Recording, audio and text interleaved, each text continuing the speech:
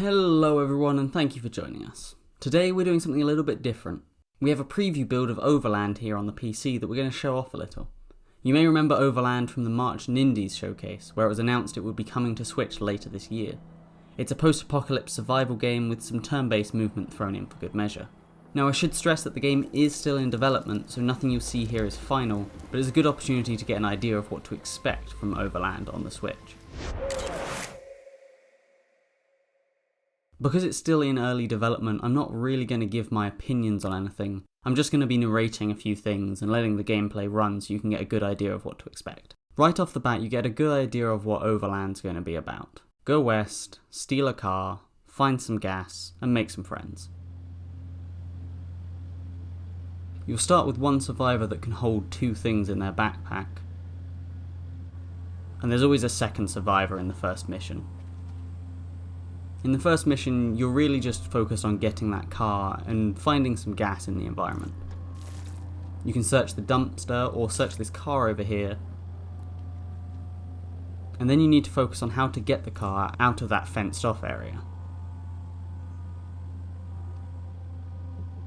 You do this by pushing or pulling the dumpster out of the way and moving someone to go and fill up the car. You can see that each person has these two little white bars next to them, which indicate their action points. Each person can make 2 movements or actions per turn.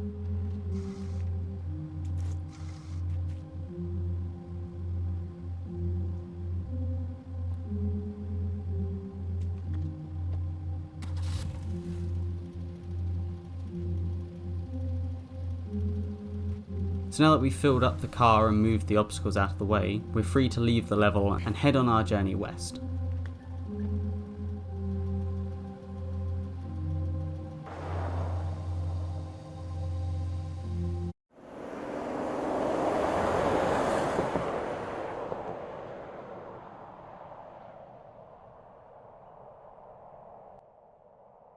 You see here that we start on the east coast, and the goal is to make our way across country.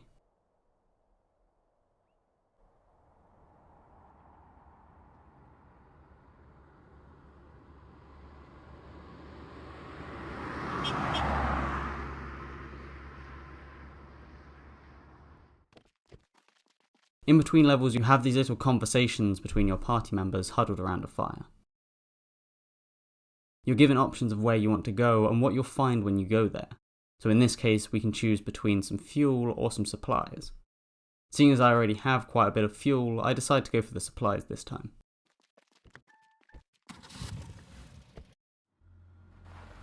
Here you see the first enemy, this little blue spiky alien. As they can be dangerous, I quickly arm one of my members, Sonia,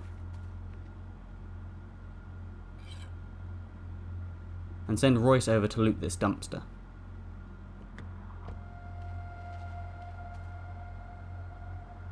You'll notice that these small aliens only move 1 square per turn, so even if there's a few on screen, you're never really in trouble unless you're on an adjacent square to them.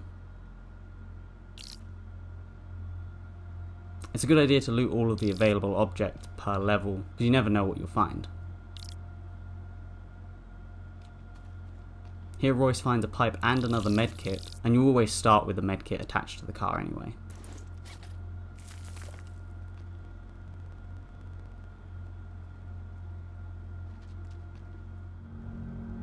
Here Sonia finds a toy, which can be traded later on. As there's no real danger at the moment, I decide to take the toy, but Sonia can only carry 1 item at a time, so we have to leave the stick behind.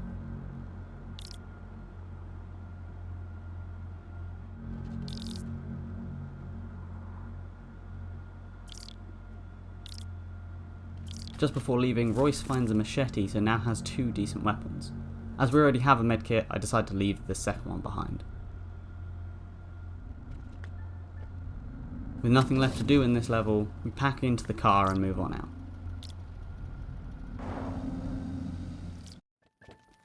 Again, we see another of these conversations, but you can skip them if you want to.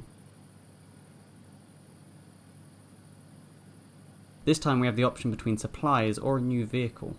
Seeing as the supplies is 3 fuel away and I only have 4, I opt to go for the vehicle in hopes that it has some gas I can siphon.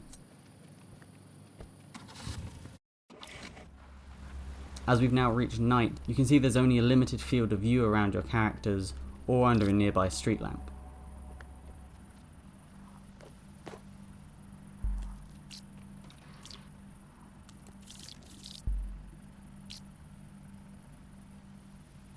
Having siphoned what gas is in this car, I decide to move out quickly, as there's a lot of movement in the dark that I can't see, likely meaning a lot of enemies around.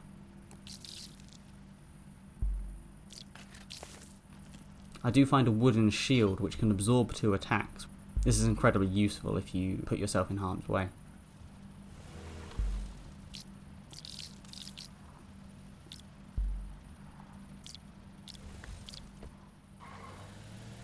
This time around I opted to go for the survivor, as it looked like I had enough fuel to risk it, and having more hands is always helpful.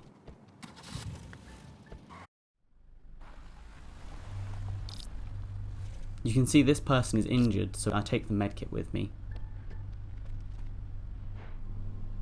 This person has the quarterback trait, meaning they can throw items further.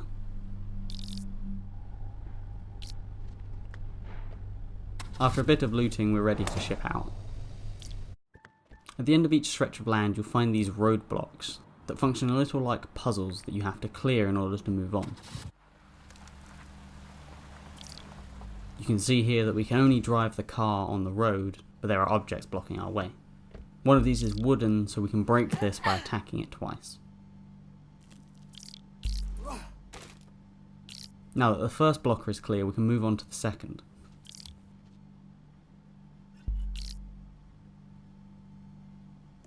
You can see here Ida kills one of the smaller enemies,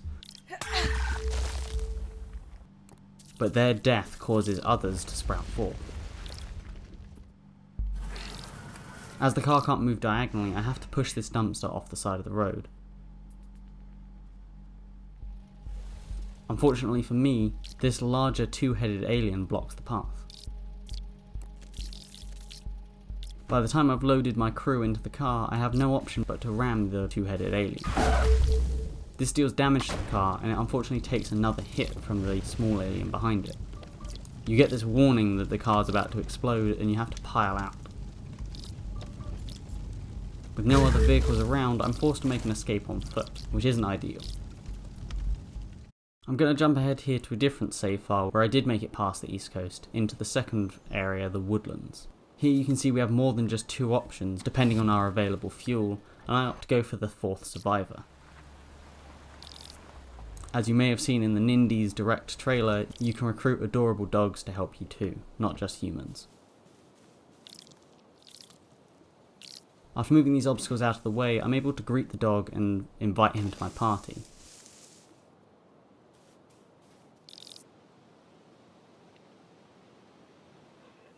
If you inspect Hal here, you see bark, woof woof, bark.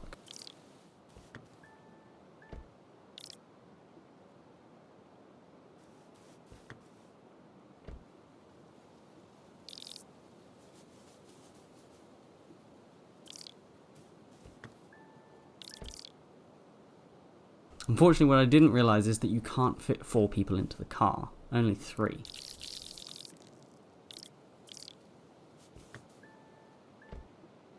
So, like any normal human, I leave behind someone in favour of the dog.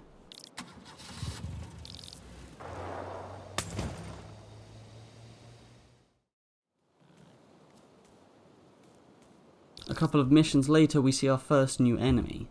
This taller, spider-like alien has 2 action points, so they can move and attack, or move twice in the same turn. Fortunately, they're still fairly weak, and Hal is able to kill it in 1 bite. As we've run out of fuel, I'm forced to move towards this second van, and take that instead.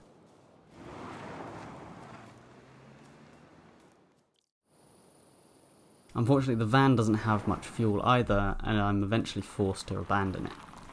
Seeing as it's during the night, there are much more enemies around, so finding another usable vehicle in the dark and surrounded by enemies is a tough call. Even if I escape on foot, I'm still forced to try and find another car.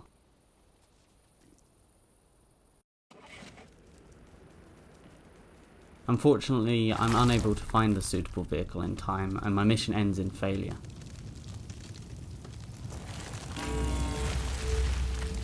You can see here that you can actually revive members that go down if you're nearby, but in the end that wasn't much help. Once my final party member has fallen, you get this rundown of your journey.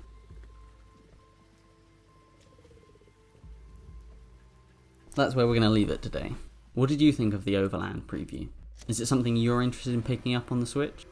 I certainly enjoyed my time with it, and I really enjoy simplistic art styles like this. Let us know in the comments down below your thoughts, leave a like if you enjoyed, and consider subscribing if you're new around here. Everything helps. If you're more interested in Switch reviews, here's some of the great content Juan, James and Jordan have been working on recently. We'll see you all next time. Bye bye.